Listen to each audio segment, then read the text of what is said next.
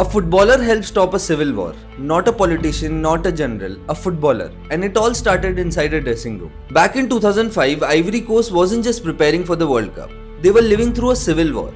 For years, the country had been divided between North and South, religion, politics, identity.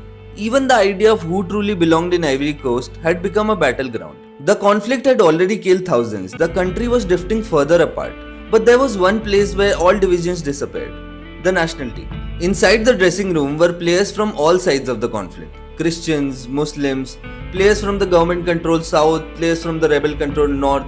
But on the pitch, they all wore the same shirt, and leading them was Didier Drogba, a player who had gone from the streets of Abidjan to become one of the best strikers in Europe. By 2005, Drogba was starring for Chelsea, winning trophies, scoring games, building a global reputation. But the country he loved was falling apart.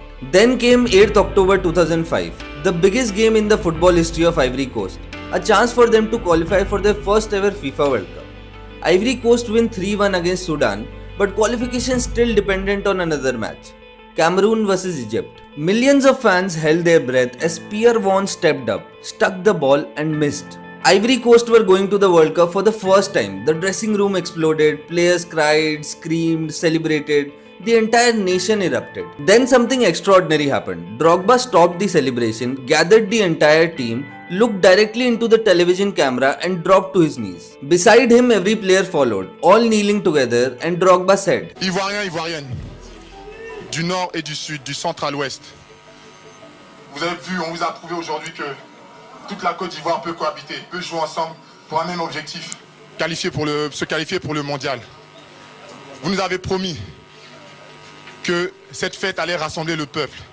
Aujourd'hui, on vous demande, s'il vous plaît, pardonnez.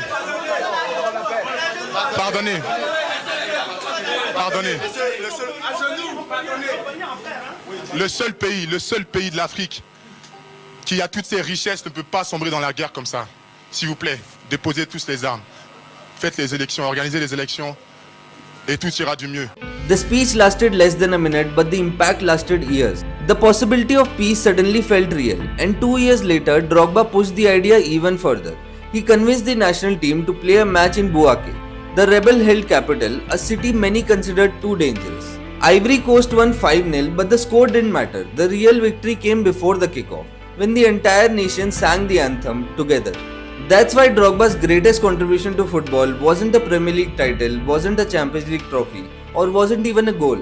It was proving that sometimes football can remind you what politics makes you forget, that before anything else, we all belong to the same team.